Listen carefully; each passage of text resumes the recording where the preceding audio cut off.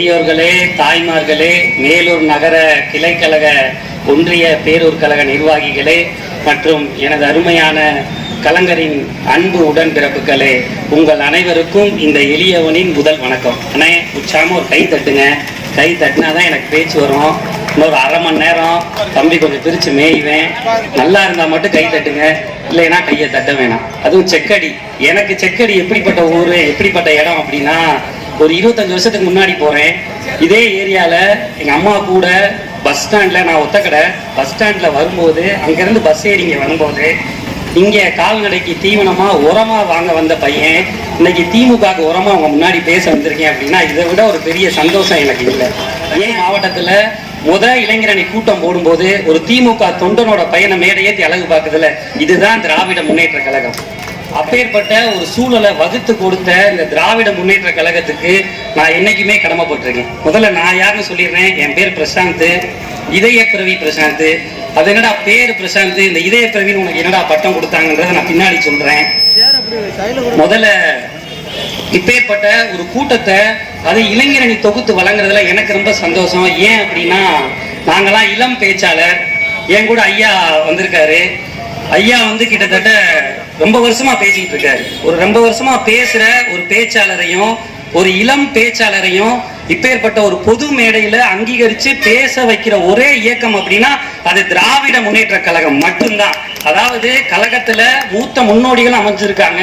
ஒரு சாதாரண எளிமையான தொண்டனும் நிக்கிறேன் அப்படின்னா இப்பேற்பட்ட ஒரு விஷயத்தை வகுத்தது திமுக.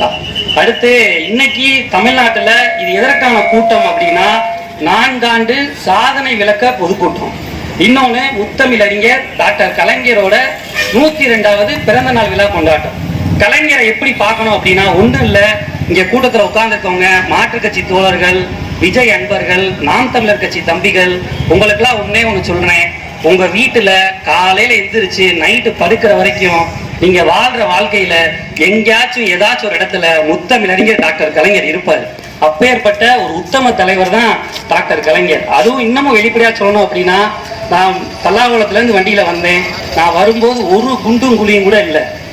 இந்த சாலை மேம்பாட்டில இருந்து, தமிழ்நாடு குடிநீர் வடிகால் வாரியத்திலிருந்து, எதை தமிழ்நாடு அரசு இன்னைக்கு கிட்டத்தட்ட 1947 சுதந்திரம் வந்துச்சு, 1949 நம்ம கட்சி ஆரம்பிச்சோம், 67 ஆட்சிக்கு வந்தோம். இன்னைக்கு கிட்டத்தட்ட 75 ஆண்டு காலம் வந்து ஒரு பவள விழா கண்ட இயக்கம் அப்படின்னா அது திராவிட முன்னேற்ற கழகம். அதனால எங்க போனாலும் எப்ப போனாலும் திமுக தொண்டை அப்படின்னா அவன் சுயமரியாதைக்காரனா மட்டும்தான் இருப்பேன்றத நீங்க நெஞ்சுரமிக்க எங்கனாலும் சொல்லலாம். அடுத்து முத்தமிழறிஞர் டாக்டர் கலைஞருக்கு இங்கேயே ஒரு லைவான எடுத்துக்காட்டை நான் சொல்றேன். வந்தேன் வண்டியில வண்டியை ஸ்டேஜுக்கு பின்னாடி நிப்பாட்டினேன். நம்ம தமிழரசி ஆயில் கடைன்னு நினைக்கிறேன். அந்த ஆயில் கடையில ஒரு சிசிடிவி கேமராவுக்கு ஒரு டிவி வச்சிருந்தாங்க. எல்லா ஊர்லயும் சிசிடிவி கேமராக்கு டிவியை நான் பார்த்துருக்கேன். ஆனா அங்க இருக்க டிவி நம்ம முத்தமிழறிஞர் டாக்டர் கலைஞர் அவர்களால் கொடுக்கப்பட்ட கலைஞர் வண்ண தொலைக்காட்சி. போய் வேணா பாருங்க, செக்அப் இருக்கு. ஏன்னா தமிழரசி ஆயிலுக்கு மட்டும் ப்ரொமோட் பண்றேன், மற்ற கடையெல்லாம் ப்ரொமோட் பண்ண நினைக்க கூடாது. இன்னைக்கு கடை கண்ணியில இருக்க எல்லா வாய்ப்பு வசதி வழங்குறதுல திராவிட முன்னேற்ற கழகம் மிகப்பெரிய பங்கு. இப்ப நான் குறிப்பு எடுத்துட்டு வந்திருக்கேன், கிட்டத்தட்ட 4 பக்கத்துக்கு. ஆனா எனக்கு குறிப்பை பார்த்து பேசுறவன் இந்த பையன் இல்லை. உங்க எல்லாரும் முகத்தை பார்த்து பேசுறதுதான் இந்த பையன். அதனால ஒரு உற்சாகமான கையத்தட்டை கொடுங்க. எப்படி ஆரம்பிக்கிறேன் மட்டும் பாருங்க. இன்னும் 10 உங்க ஊருக்காரன் அடிங்க, இன்னும் நல்லா அடிங்க. ரைட். இப்ப முதல்ல திராவிட முன்னேற்ற கழகம்னா என்ன, ஏன் திராவிட முன்னேற்ற கழகத்துக்கு நம்ம வாக்கு செலுத்தணும், தமிழ்நாட்டில் திராவிட முன்னேற்ற கழகம் 75 ஆண்டு காலம் இந்த அளவுக்கு வலுவா இருக்கு, எனக்கு என்ன காரணம் அப்படின்னு பார்த்தா, இன்னைக்கு தேதி 29 ஜூன் 29. இது அப்படியே ஒரு பின்னோக்கி போனோம்னு வச்சுக்கோங்களேன், மிசா காலம். இதே நாள் தான் மிசா காலம். இங்க இருக்க ஐயாமார்கள், இங்க இருக்கிற ஒரு சில பசங்களுக்கு தெரியும், தெரியாத பசங்க கூகுள்ல போய் அடிச்சு பாருங்க. மிசா காலம் இதே தேதி தான்.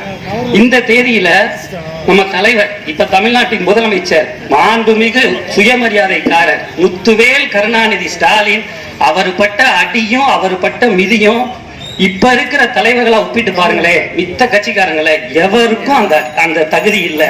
இந்தியாவிலேயே மிசா காலத்துல அவர் பட்ட பாடும் அவர் பட்ட மிதியும் வேற எந்த தலைவனுக்கும் இல்ல. அப்பேற்பட்ட ஒரு உத்தம தலைவன், ஒரு உயர்மிக்க தலைவன் தான் நம்ம தலைவன். அதனாலதான் நான் ஆரம்பத்திலே சொன்னேன், திமுக காரன்னா உங்களுக்கு எல்லாம் சுயமரியாதை ரொம்ப அதிகமா இருக்கும். சரி, மிசா காலத்துல ஓகே. அந்த மிசா காலம்ன்றது என்னன்னா எமர்ஜென்சி பீரியட். எமர்ஜென்சி பீரியட்னா வேற ஒன்றும் இல்லை, இங்க இருக்கிற ஆட்சி அதிகாரம் எல்லாத்தையும் தூக்கி போடணும். இங்க இருக்கிற பத்திரிகைகள்ல கூட எந்த செய்தி வரக்கூடாது, கருப்பாக தான் இருக்கணும்னு ஒரு கட்டமைப்பை உருவாக்குனாங்க. அன்றைய காலகட்டங்களில் தலைவருக்கு அப்ப நம்ம தலைவர் இப்ப தமிழ்நாட்டின் முதலமைச்சர் தளபதியாரு ஒரு மாசம் 2 மாசத்துக்கு முன்னாடி தான் கல்யாணம் பண்ணியிருந்தார். கல்யாணம் பண்ண சூழல்ல விசால பிடிச்சிட்டு உள்ள போறாங்க. உள்ள போன மனுஷன் சென்னையில சிறையில அவர் அடைக்கிறாங்க. சிறையில அடைக்கிறதுக்கு முன்னாடி நடந்த ஒரு கதையை சொல்றேன் பாருங்க. தலைவர் சொல்றாரு, டாக்டர் கலைஞர் சொல்றாரு, உங்க பையனை நாங்க கைது பண்ணணும் வாங்க அப்படின்னு. ஓடி ஒளியிற ஆள் என் பையன் இல்லை, இன்னைக்கு போங்க நாளைக்கு காலையில வாங்க எங்க பையன் உங்க கூட சிறைக்கு வருவாருன்றாரு. சிறைக்கு போய் தலைவர் அடைச்சிடுறாங்க. அடைக்கும் போது ஒரு இருட்டறை, அந்த இருட்டறையில தலைவர் உள்ள அடைக்கும் போது ஒரே ஒரு குரல் மட்டும் பக்கத்துல தோலை தட்டுது, தம்பி நீ யாருன்னு. ஐயா நான் ஸ்டாலின் சொல்றாரு. தட்டின ஆள் வேற யாரும் இல்ல, இன்றைய திராவிட கழகத்தோட தலைவர் திரு கி வீரமணி ஐயா. அப்பேற்பட்ட ஐயா கூட விசா காலத்துல சிறையில இருந்தவர் நமது தலைவர் தளபதியார். அந்த சிறையில ஒரு ஆள் கூட தங்க முடியாது. அன்றைய காலகட்டங்கள்ல கிட்டத்தட்ட 5லிருந்து 6 பேர் அந்த சிறையில தங்கியிருந்தாங்க. அதுல ஒரே ஒரு கருத்தை மட்டும் நான் சொல்றேன். 2 பானை வச்சிருந்தாங்க. 2 பானை வச்சிருக்கும் போது அந்த 2 பானையில என்ன இருந்துச்சுன்னு தலைவருக்கு தெரியல. அப்ப வீரமணி ஐயா பார்த்து கேட்டார் தலைவர், ஐயா எதுக்கு 2 பானை வச்சிருக்காங்க, இங்க 4-5 பேர் தானே இருக்கோம், தண்ணிக்கு ஒரு பானை போதுமே அப்படின்னு சொல்லும் போது அந்த 2 பானையில ஒரு பானை தண்ணிக்கும் ஒரு பானையை சிறுநீர் கழிக்கிறதுக்குன்னு சொன்னவர் கி வீரமணி ஐயா. போய் எடுத்து பாருங்க. கி வீரமணி ஐயாவோட அவர் வரலாற்றுல இதை குறிப்பிட்டு எழுதியிருக்காரு. போய் எடுத்து வேணா பாருங்க. ஆங்காங்க இருக்கிற விஜய் அன்பர்கள் தம்பிமார்கள் போய் பாருங்க. ஏன்னா அன்றைய காலகட்டங்கள்ல நீங்க சொல்றீங்கல்ல தமிழக வெற்றி கழகம், உண்மையிலே தமிழகத்துல வெற்றி பெற்ற ஒரே கழகம் திராவிட முன்னேற்ற கழகம். ஏன்னா அன்னைக்கு உங்க அண்ணனுக்கு வயசு வெறும் 1.5 வயசு. ஓப்பனா சொல்லணும்னா பொது மேடையில பேசக்கூடாது. அந்த நேரத்தில் அவன் குஞ்சுமணியை பிடிச்சி கூட அவனுக்கு ஒண்ணு கடிக்க தெரியாது. அந்த நேரத்துல என் தலைவன் ஒண்ணு கடிக்கிறதுக்கான பானை உள்ள வச்சிருந்தேன். அப்பேற்பட்ட ஒரு தலைவனோட ஆட்சி இன்னைக்கு தமிழ்நாட்டில் நடக்குது. அது 4 ஆண்டு சாதனைக்கான ஆட்சி. என்னடா சாதனை? திமுக மத்த கட்சியோட என்னடா பெருமையான கட்சி அப்படின்னா, ஐயா ஒன்னே ஒண்ணு சொல்றேன். தமிழ்நாட்டில் கிட்டத்தட்ட 17,000 பேர் இந்த பேச்சு போட்டியில கலந்துருந்தோம். இந்த 17,000 பேச்சு போட்டியில கலந்து கிட்டத்தட்ட 182 பேர் தேர்வானோ. தமிழ்நாடு முழுக்க இருக்கிற எங்கெங்கயோ இருக்கிற கிராமங்கள்ல முதற்கொண்டு தேர்வானோம். அத்தனை கிராமங்கள்ல தேர்வான பயல்களும் அண்ணா அறிவாலயம் போயிருந்தோம். எங்க அப்பா மக்கள் நல பணியாளர், கையில உதயசூரியன் பச்சை குத்தி இருப்பாரு. இதுவரைக்கும் தலைவரை இளந்தலைவரை எங்க அப்பா நேரடியா நெருங்கி சந்திச்சதில்லை. ஆனா ஒரு பேச்சோட தகுதி இருந்து ஒரு திமுக தொண்டனா நானு எங்க அப்பாவை மேடை ஏத்தி இவர் மக்கள் நல பணியாளர் கையில உதயசூரியன் சின்னம் இருக்குன்னு சொல்லும் போது எங்க அப்பேற்பட்ட பெருமை, உண்மையான திமுக தொண்டன் பட்ட பெருமை, அப்பேற்பட்ட பெருமை எங்க அப்பனுக்கு நான் கொடுத்தேன். இல்ல இதற்கான இயக்கத்தை வழி வகுத்தோர் உதயநிதி ஸ்டாலின் இளம் தலைவர் எனது அன்பு அண்ணன். ஆனா என்ன சொல்ல வந்தேன்னா, அந்த 182 பேர் தேர்வானோம்ல, உதயநனை போய் சந்திச்சோம்ல, உதயநிதி போய் பார்த்தோம்ல, இளம் தலைவரை சந்திக்கும் போது அன்பார்ந்த இளைஞர்களை கவனிங்க. சந்திக்கும் போது சந்திச்ச அத்தனை பேர் தேர்வான அத்தனை பேர் இளைஞர்கள் தான். தேர்வான ஒருத்தன் கூட எங்க அண்ணன் காலில் விடுகலை, எல்லாரையும் தோலை தட்டி அனுப்பிச்சு விட்டாரு. என்னடா புரியல உங்களுக்கு? இதே அதிமுகவோட நிர்வாகிகளை போய் பாருங்களேன். அங்க இருக்கிற இன்னைக்கு இருக்கிற புரட்சி தமிழர் இருந்தாலும் புரட்சி தமிழர் சொல்ற எடப்பாடியார் காலில் கூட விழுவாங்க, அம்மையார் காலெல்லாம் கூணு வழங்கி விழுவாங்க. கூணு வழங்கி கடந்த ஒரு சமூகத்தை நிமித்தின சமூகம் அப்படின்னா அது திராவிட முன்னேற்ற கழகம். நான் திருப்பியும் சொல்றேன், கிட்டத்தட்ட 182 இளைஞர்கள் அங்கீகரிச்சு இன்னைக்கு தமிழ்நாடு முழுக்க அதிக கூட்டம் பேசிக்கிட்டு இருக்கோம். எங்கேயோ உரத்தை வாங்கின பையன் இன்னைக்கு திமுக உரமா இருக்கேன்ல, இந்த உரத்துக்கு விதை போட்டவரு முத்தமிழறிஞர் டாக்டர் கலைஞரின் உண்மையான வாரிசு நம்ம உதயநிதி ஸ்டாலின். அவர் கொடுத்த வாய்ப்பு தான் இன்னைக்கு உங்களெல்லாம் நாங்க பாக்குறதுக்கும் பேசுறதுக்குமான ஒரு வாய்ப்பை கொடுத்தோம். இன்னமும் வெளிப்படையா சொல்றேன் பாருங்க, இந்த கூட்டத்துல எங்க அப்பா உட்கார்ந்து இருக்காரு. ஒரு அப்பனுக்கு இந்த மாதிரி பிள்ளைய மேல ஏற்றி பாக்குறது எவ்வளவு பெரிய சந்தோஷமா இருக்கும். உங்க வீட்டு பிள்ளையா பேசணும், எங்க அப்பனுக்கு இந்த இடத்துல ஒரு கையை தட்டுங்க. ஏன்னா அந்த மனுஷன் கையில உதயநிதி ஸ்டாலினோட உரமா தான் அவர் கையில உதயசூரியன் சின்னத்தை குத்தி இருந்தாரு. இந்த நேரத்துல எங்க அப்பாவுக்கு நான் பெரிய நன்றியை சொல்றேன். ஏன்னா நான் இந்த அளவுக்கு பேசுறேன், இந்த அளவுக்கு வளர்றேன்னா அதுக்கு மிக முக்கிய காரணம் எங்க அப்பா. ஏன் நான் சொல்றேன், திமுக எந்த மாதிரியான கட்சி, அதுவும் என்னை மாதிரி பயில மேடை அழகு பார்க்கல. என்னன்னு சொல்றேன், நான் கிட்டத்தட்ட ஒரு 6வது 7வது படிக்கும் போது ஸ்கூல்ல அரசு ஆண்கள் மேல்நிலை பள்ளி ஒத்தக்கடையில படிச்சேன். அப்ப பசங்களாம் என் மேல விழுந்துட்டாங்க. என்னன்னு தட்டி தூக்கி பார்க்கும்போது யாருமே என்னை எந்திரிக்க முடியல. நானும் என்னென்னமோ பண்ணி பாக்குறாங்க, ஒண்ணுமே சரியா வரல. அப்ப எங்க ஊர்ல அரசு ஆரம்ப சுகாதார நிலையம் இருந்துச்சு. அந்த அரசு ஆரம்ப சுகாதார நிலையம் எந்த ஆட்சியில் வந்துச்சுன்னா நம்ம திமுக ஆட்சியில தான் வந்துச்சு. அந்த பள்ளி நம்ம திமுக ஆட்சியில தான் வந்துச்சு. எங்க அப்பா கொடுத்த மக்கள் நல பணியாளர் வேலை அந்த திமுக ஆட்சியில தான் வந்துச்சு. அப்பேற்பட்ட சூழல்ல உடம்பு சரியில்லாம நான் ஸ்கூல்ல படுத்து கிடக்குறேன். தூக்கிட்டு வீட்டுக்கு தூக்கிட்டு போறாங்க. அப்பயாத்தா பரிதவிக்கிறாங்க, என்னாச்சு பிள்ளைக்குன்னு சொல்லி பேச்சு மூச்சு இல்ல, கை கால் விளங்கல. கிட்டத்தட்ட 6வது 7வது படிக்கிறதுல இருந்து 12வது படிக்கிற வரைக்கும் அரசு மருத்துவமனையிலையும் முடிஞ்ச அளவுக்கு அப்பப்போ தனியார் மருத்துவமனையிலையும் சேர்ந்து சின்ன சின்ன மாத்திரை மருந்தை சாப்பிட்டுட்டு இருந்த பையன் நான். ஒரு 6-7 வருஷமா மாத்திரை மருந்து மட்டும் சாப்பிட்டு இருதயத்துல வாழ்வுல பிரச்சனை சரியாகும்னு நினைச்சாங்க. ஆனா ஒன்றும் பண்ண முடியல. உடனே 12வது படிக்கும்போது ஆப்ரேஷன் பண்ணணும்னு சொல்லிட்டாங்க. பிப்ரவரி மாசம் ஆப்ரேஷன் பண்ணணும், மார்ச் மாசம் எக்ஸாம், என்ன பண்றதுன்னு தெரியல. உடனே என்னை கொண்டு போய் ஆஸ்பத்திரியில் அட்மிட் பண்ணோடனே எங்க அப்பா பரிதவிக்கிறாரு, எங்க அம்மாவும் பரிதவிக்கிறாங்க. சுத்தி இருக்க சொந்தக்காரன் யாரும் உதவல. அந்த நேரத்துல கலைஞர் காப்பீட்டு திட்டம்னு ஒரு திட்டம் இருந்துச்சு. அன்பார்ந்த தாய்மார்களே, இன்னைக்கு இந்த பிள்ளை உங்க முன்னாடி வந்து பேசிட்டு இருக்கேன். ஒருவேளை கலைஞர் காப்பீட்டு திட்டம்னு ஒரு திட்டம் இல்லை அப்படின்னா இன்னைக்கு உயிரோட இந்த பிள்ளை பேசிட்டு இருக்க மாட்டேன். என் உயிரை காப்பாற்றியவர் முத்தமிழறிஞர் டாக்டர் கலைஞர். இந்த தலைப்பும் எனக்கு ரொம்ப பொருத்தமான தலைப்பு. என் உயிரினும் மேலான கலைஞரை பத்தி பேசுற ஒரு நன்றி உணர்வு எனக்கு இருக்கு. அதனாலதான் இந்த மாதிரியான ஒரு புது தளத்துல வந்து நான் பேசுறேன். அதுவும் சமீபமா பாத்தீங்க அப்படின்னா திமுகவை வந்து இந்து மக்களுக்கு ரொம்ப எதிரான கட்சி, அதுவும் திராவிடத்தை வந்து எதுக்கெடுத்தாலும் நீங்கடா திராவிடம் திராவிடம் பேசுறாங்க. திராவிடம்னா வேற ஒன்றும் இல்லை. இன்னைக்கு ஒரு சாதாரண அடிமட்ட தொண்டனும் ஒரு மூத்த கட்சி நிர்வாகிகளும் எண்ணற்ற இளைஞர்களும் பெண்களும் சமூக நீதி சமத்துவம் எல்லாருக்கும் எல்லாம் ஒரு சிஸ்டம் நீங்க அனலைஸ் பண்றாங்களே, இதுதான் திராவிடம். இன்னும் ரொம்ப புரியுற மாதிரி சொல்லணும் அப்படின்னா ரொம்ப எளிமையா சொல்றேன். அந்த ஐயர்வாள் இருக்காங்கல்ல, அவங்களுக்கு எதெல்லாம் வேணுமோ அது நமக்கு வேணாம், அவங்களுக்கு எதெல்லாம் வேணாமோ அது நமக்கு வேணும். இதுதான் திராவிடம். எவன்கிட்ட போய் கேட்டாலும் இந்த விளக்கத்தை சொல்லுங்க, என்னடா தம்பி புரியல அப்படின்னா, இன்னைக்கு வேணா நம்ம எளிமையா போய் கடவுளை போய் ஈஸியா கும்பிட்டுறோம். ஆனா அன்றைய கால சூழல் அப்படி இல்லை. என அருமை தாய்மார்களே, பெரியோர்களே, அன்றைய காலகட்டங்கள்ல கடவுளை தொழுவதற்கே நம்ம உரிமை கேட்டோம். ஆனா கடவுளை தொடுவதற்கு உரிமை கொடுத்து இன்னைக்கு அனைத்து சாதியினரும் அர்ச்சகராக ஒரு உச்சகட்ச திட்டத்தை அறிவித்தவர் நம்ம முத்தமிழறிஞர் டாக்டர் கலைஞரோட வாரிசு நம்ம தளபதியாகும். இப்பேற்பட்ட ஒரு சூழலை வகுத்தது திமுக. அடுத்து சமீபத்துல பாத்தீங்க அப்படின்னா திமுக வந்து இந்து விரோதத்துக்கு எதிரான கட்சின்னு சொல்றாங்க. அப்படிப்பட்ட கட்சிலாம் இல்ல. அப்படி பார்த்தா இன்னைக்கும் முருகன் பழனிக்கா இருக்கட்டும், ஐயப்பன் கோயிலா இருக்கட்டும், மாலை போட்டு போய் சாமி கும்பிடுறதுல பெரும்பாலான திமுக தொண்டர்களும் திமுக உடன்பிறப்புகள்லாம் இருப்பாங்க. இன்னமும் வெளிப்படையா சொல்லணும் அப்படின்னா, நான் வரும்போது பார்த்தேன் நம்ம சிவன் கோயில் கும்பாபிஷேகம். சிவன் கோயில் கும்பாபிஷேகத்துல முத பிளெக்ஸ் வச்சவரு நம்ம சேர்மன், நம்ம அத்தா தான் முத அங்க பிளெக்ஸே வச்சாப்ல. அதுவும் ஏன் சொல்றேன் அப்படின்னா, மேலூர்ல எல்லா சமூகமும் எல்லா மக்களும் வாழ்வதற்கான அடிப்படை சூழல் இங்க நெருங்கி இருக்கு, இங்க நிறைவா இருக்கு. அதுவும் இங்க இருக்கிற சூழல் என்ன சொல்றாங்க அப்படின்னா, ஆளும் பிஜேபி இது இந்து நாடு, இது இந்து மக்களுக்கான நாடுன்றாங்க. ஒரு இளவு நாடும் இல்ல, இது எல்லாருக்குமான நாடு. இங்க எல்லாரும் வாழலாம், இங்க எல்லாருக்குமான சூழலை வகுத்து கொடுக்கலாம். ஏன் நான் வெளிப்படையா சொல்றேன் அப்படின்னா, நாளைக்கு உங்க வீட்டுல ஒரு விசேஷம் வைங்க, இல்ல என் வீட்டுல ஒரு விசேஷம் வைக்கிறேன். அந்த மாதிரியான விசேஷம் வைக்கும் போது அந்த விசேஷத்தோட பத்திரிகையோ அந்த விசேஷத்துல நடக்கிற விழாக்களை பாத்தீங்க அப்படின்னா, ஒரு இஸ்லாமிய சகோதரரோ இல்ல ஒரு கிறிஸ்துவ சமூகரோ வராம இருந்திருந்தா அந்த விழா கொண்டாடி இருக்க மாட்டோம். அப்பேற்பட்ட சூழலை வகுத்ததுன்னா திராவிட முன்னேற்ற கழகம். இறுதியா நான் உண்மையை மட்டும் சொல்றேன். தமிழ்நாடு இன்னைக்கு பொருளாதாரத்துல 9.69% உயர்ந்திருக்கு. இந்த 9.69% எப்படி உயர்ந்துச்சு தெரியுமா? தமிழ்நாட்டுல அதுவும் நம்ம மேலூர்ல ரொம்ப வெளிப்படையா போய் கூகுள் அடிச்சு பாருங்க. மேலூர்ல கல்வி அறிவு இருக்கிறவங்க மட்டும் கிட்டத்தட்ட 86.34% பேர். எடுத்து பாருங்க, 86.36% பேர். இன்னைக்கு தமிழ்நாடு இந்த அளவுக்கு உயர்ந்திருக்கு அப்படின்னா கல்வி அறிவுல நம்ம மேம்பட்டு இருக்கோம்.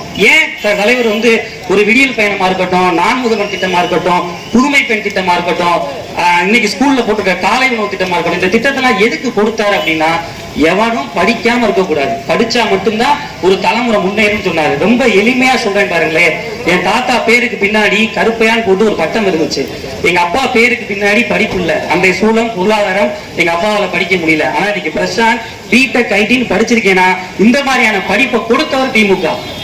இந்த மாதிரியான சூழலை வகுத்தது திராவிட முன்னேற்ற கழகம். ஏன்னா அன்னைக்கு 12th எனக்கு ஆபரேஷன் பண்ணிடுறாங்க, அடுத்து படிக்கிறதுக்கான சூழலை வகுக்கிறதுக்கு எனக்கு என்ன பண்றதுன்னு தெரியல. அந்த நேரத்துல முத்தமிழறிஞர் டாக்டர் கலைஞர் முதல் பட்டதாரி சலுகை ஃபர்ஸ்ட் கிராஜுவேட் ஸ்கீம்னு ஒரு ஸ்கீமை கொடுத்தாரு. அந்த ஸ்கீம் மூலியமா தான் 4 வருஷம் நாங்களாம் இன்ஜினியரிங் படிச்சோம். இன்னைக்கு தமிழ்நாட்டுல எத்தனையோ பேரு சாதி மத இன மொழி அடைஞ்சு படிப்பால் உயர்ந்திருக்காங்க அப்படின்னா அதற்கு மிக முக்கிய காரணம் திராவிட முன்னேற்ற கழகம். அதுவும் தலைவர் சொல்றதுக்கும் சமீபத்துல அண்ணாமலை வந்து நம்ம முருகன் மாநாடுல பேசியிருப்பாரு, நீங்க எல்லாம் பார்த்திருப்பீங்க. அதாவது என்ன சொல்றாரு அப்படின்னா, ஸ்கூலுக்கு போற பையன்லாம் ருத்ராஜம் போட்டுக்க, பட்டை அடிச்சுக்க அப்படின்றாங்க. ஐயா சாமி, ருத்ராஜம் போடுறதும் பட்டை அடிக்கிறதும் அவன் உரிமை. ஸ்கூல்ன்றது பள்ளிக்கூடம்ன்றது எல்லாரும் சரிக்கு சமமா இருக்கிறது. நீங்க புத்தகத்தை எடுத்து பாத்தீங்கன்னா கூட தீண்டாமை ஒரு பாவ செயல், தீண்டாமை ஒரு பெருங்குற்றம், தீண்டாமை ஒரு மனித தன்மையற்ற செயல்னு தான் தமிழ்நாடு அரசு பாட புத்தகத்திலே இருக்கும். அப்பேற்பட்டு எந்த இடத்துலையுமே ஒரு சாதியையோ மத குறியிலையோ முன்னிறுத்தக்கூடாது, எல்லாரும் அறிவியல் பின்னணியில போகணும்னு சொல்ற ஒரு முத்தமிழறிஞர் டாக்டர் கலைஞரோட வாரிசு தான் நம்ம தலைவர். அப்பேற்பட்ட இயக்கத்தில் நம்ம பயணிக்கிறோம். அதனால எனது அருமை தாய்மார்களே, பெரியோர்களே, இளைஞர்களே, 2026 தேர்தல் இந்தியாவிலேயே தமிழ்நாட்டில் தான் ரொம்ப முக்கியமா பார்க்கக்கூடிய ஒரு தேர்தல். அமித்ஷா இல்ல, அவங்க அப்பனே வந்தா நீங்க ஒண்ணும் பண்ண முடியாது.